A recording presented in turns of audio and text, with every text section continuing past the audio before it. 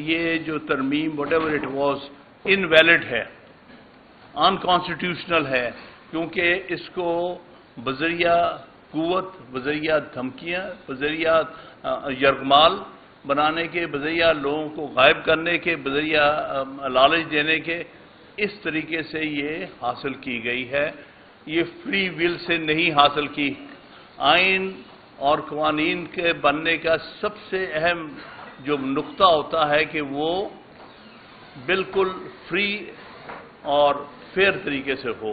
نہ یہ فری تھا، نہ یہ فیئر تھا، اور ایک ایک آدمی کو کس طرح سے اٹھا کے لاتے رہے، اور جو اس میں ہوا وہ آپ کے سامنے ہے۔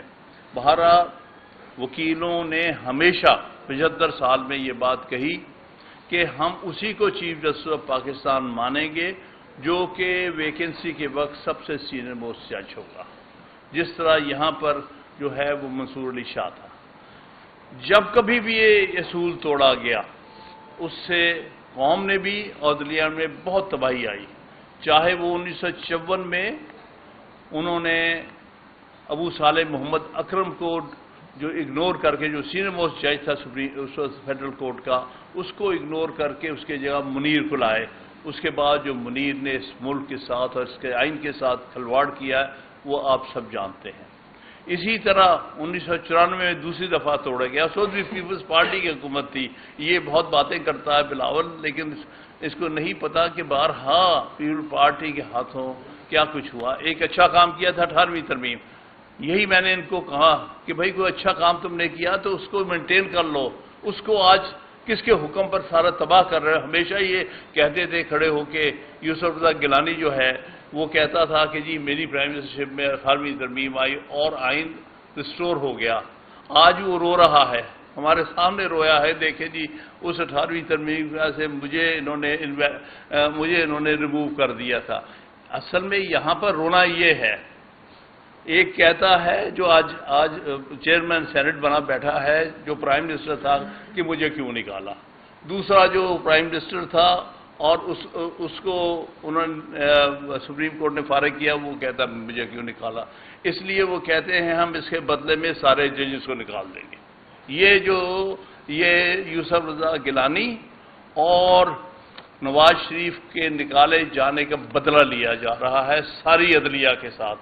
بھائی جنہوں نے نکالا تھا وہ تو خود جا چکے ہیں، تم ان بیچاروں کے ساتھ بدلہ لے رہے ہو، شرم کا مقام ہے۔ تو لہذا ہم تو اسی کو چیف جسٹس مانیں گے، اور یحییٰ آفریدی وہ اچھا جج ہے، اس کو یہ قبول نہیں کرنا۔ آج ہم اپیل کر رہے ہیں اس کے پاس کہ تمہارا ابھی تک اچھا ریکارڈ ہے، تمہیں لوگ اچھا جج سمجھتے ہیں، تم اپنی باری پہ آؤ چیف جسٹس۔ تمہاری باری آئے گی منیب اختر کے بعد، یعنی منصور علی شاہ کے بعد منیب کی باری ہے، منیب کے بعد یحییٰ کی باری ہے۔ تم دو کے سروں سے کود کر نہیں بن سکتے چیف جسٹس، اس سے ساری عدلیہ درم برم ہو جائے گی اور یہ اصول بھی ٹوٹ جائے گا۔ ہم آپ سے پھر کہتے ہیں کہ آپ کے پاس آپشن ہے، اس وقت قبول مت کرو، اپنے وقت پہ قبول کرنا، تمہاری عزت رہ جائے گی قوم۔ آج تم یہ قبول کرو گے، ساری عمر تمہیں یہ قوم ایک یوزرپر سمجھے گی، ارشاد حسن خان سمجھے گی۔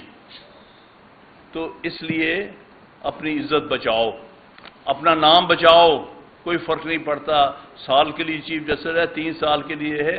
یہ ایک صاحب جو ابھی جا رہے ہیں 25 تاریخ کو، 1 سال میں جتنا انہوں نے ڈیمیج کیا ہے آئین کو، عدلیہ کو اور ہر ادارے کو، اتنا تو شاید 10 سال میں کوئی چیف جسٹس نہ کر سکتا ہو۔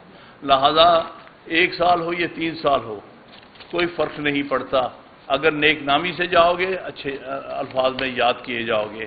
اگر اس طرح سے آفس ہولڈ کرو گے تو اس کے بعد تم قوم کے ایک مجرم کے طور پہ نظر آؤ گے۔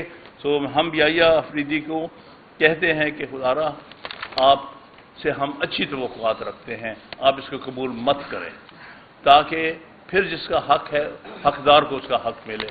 تمہیں تمہاری وقت پہ تمہارے ٹرن پر تمہیں ملنا چاہیے، اور یہ مقصد ان کا یہ ہے 3 نمبر سے اٹھا کے چیف جسٹس بنانے کا کہ یہ جوڈیشری، یہ سپریم کورٹ آپس میں لڑے اور چل نہ سکے، کمزور ہو جائے، ہمارے حکم مانیں ہم بیٹھ کے جو حکم دیں وہ مانیں، جو ہمیں آگے پیچھے جو حکم آئے وہ ہم ان پر حکم چلائیں، تو یہ غلاموں کے غلام بننے کے برابر ہے۔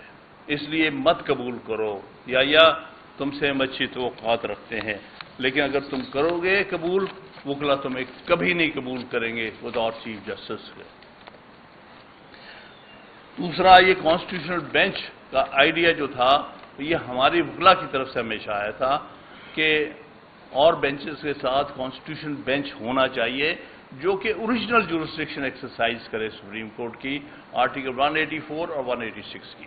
یہ ہمیشہ سے ہمارا مطالبہ، لیکن اس کی شرط یہ ہے کہ اس میں کوئی پولیٹیسائزیشن نہیں ہونی چاہیے، کوئی پولیٹیکل کمیٹی بیٹھ کے نہیں فیصلہ کرے کہ کون کانسٹیٹیوشنل کورٹ کا ہیڈ ہو، کون اس کے ممبرز ہوں، بلکہ انڈیا میں بڑا کلیئر پریسیڈنٹ ہے، ان کے ہاں کانسٹیٹیوشنل بینچ ہوتا ہے سپریم کورٹ کا، وہ اس کو پریزائڈ کرتا ہے چیف جسٹس، اور 4 سینئر موسٹ جج اس کے ممبرز ہوتے ہیں۔ ہمارا بھی یہی مطالبہ ہے، کانسٹیٹیوشنل بینچ ہو، اس کو پریزائڈ کرے چیف جسٹس، اور 4 سینئر موسٹ جج اس کے ممبرز ہوں۔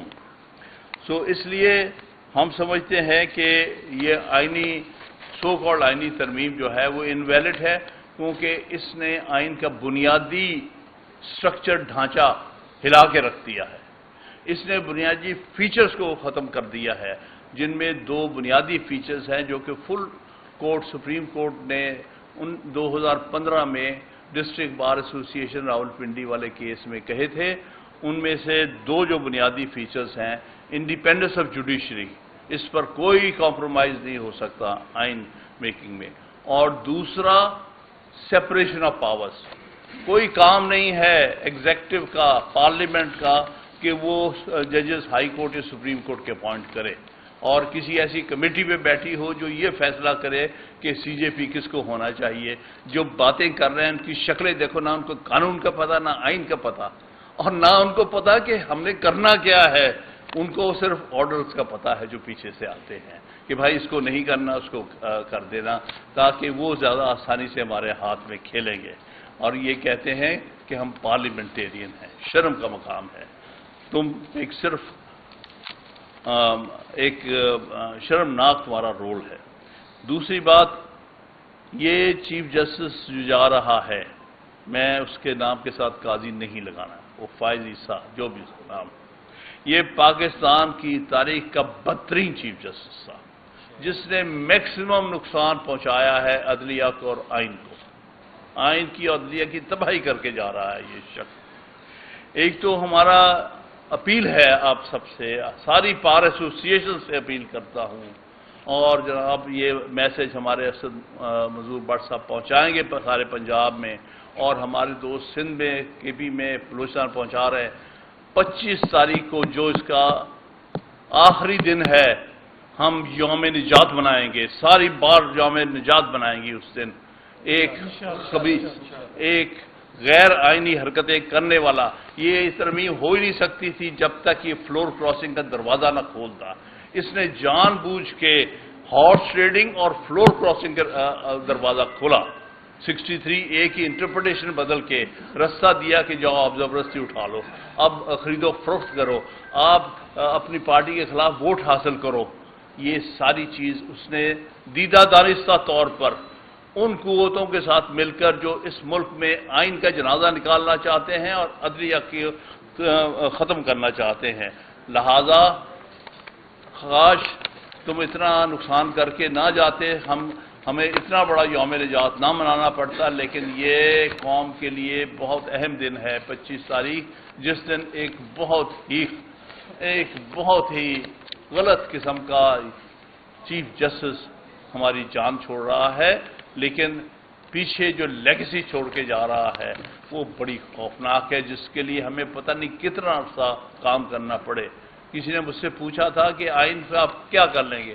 میں نے کہا یہ جو امینڈمنٹس ہوئی ہیں کبھی رہ نہیں سکتی، اتنی انجسٹ، اتنی غلط، اتنی غیر آئینی ترامیم کبھی ٹھہر نہیں سکتی۔ کوئی قوم جو ہے اگر اس قوم کا کوئی مقصد اور فیوچر ہے تو یہ نہیں ٹھہر سکتی، لیکن مسئلہ یہ ہے کہ آخرکار یہ ختم ہو جائیں گی، چاہے سال لگے، 2 سال لگے، 5 سال لگے، 10 سال لگے، یہ رہ نہیں سکتی۔ لیکن اس کو ختم کرنے میں جو قوم پر ایک کاسٹ قوم پے کرے گی، جس کو ہم کہتے ہیں بہت بڑی قیمت ادا کرے گی، یہ ساری چیز کو درست کرنے میں درست تو کرنی پڑے گی، کیونکہ یہ ورکیبل ہی نہیں ہے۔ بھلا آپ خود سمجھتے ہیں، جو ہمارے وکیل بھائی جانتے ہیں، آرٹیکل 199 کانسٹیٹیوشن جورسڈکشن ہے ہائی کورٹس کی۔ بھائی آپ سارے آرٹیکل 199 کے کیسز کیا ایک بینچ کو دے سکتے ہیں ہائی کورٹس میں؟ کم از کم آدھے سے زیادہ بینچز جو ہیں وہ آرٹیکل 199 کے کیسز سنتے ہیں۔ آپ اس سے پتہ چلتا ہے کتنے یہ جاہل لوگ ہیں جو یہ ترمیم کر رہے ہیں، جن کو یہ احساس نہیں ہے کہ ہائی کورٹس میں کانسٹیٹیوشنل بینچز نہیں بن سکتے۔ سپریم کورٹ میں صرف اس لیے بن سکتا ہے کہ وہ صرف اور صرف کنفائنڈ ہوتا ہے اوریجنل جورسڈکشن پر۔ سپریم ہائی کورٹ میں تو آدھے سے زیادہ کیسز جو ہیں اوریجنل جورسڈکشن کے ہیں، آئینی جورسڈکشن کے ہیں، تو اس کے لیے آپ کس طرح ایک بینچ سے 2 بینچ سے پہلے ہی گزارا نہیں ہو رہے، آپ کے سارے بینچز بنا دیتے ہیں، پھر نہیں وہ کیسز ڈسپوز آف ہوتے، تو یہ ورچولی ہائی کورٹس کو تباہ کرنا چاہتے ہیں، اور اصل مقصد اس کے پیچھے لوگوں کے بنیادی حقوق سلب کرنا، کیونکہ آرٹیکل 190 کا بیسک مقصد ہی جو ہے وہ عوام کے جو ہمارے سٹیزنز ہیں ان کے بنیادی حقوق کا تحفظ کرنا، یہ ہائی کورٹس کی پرائمری کانسٹیٹیوشنل رسپانسبلٹی ہے، وہ سلب کرنے کے لیے بنایا گیا ہے تاکہ ایک بینچ سے ہینڈل نہ ہو اور لوگ بیچارے اپنے بنیادی آئینی حقوق سے بہرہ ہو جائے۔ تو اس لیے میں اس صورت میں آخری جو بات کہنا چاہتا ہوں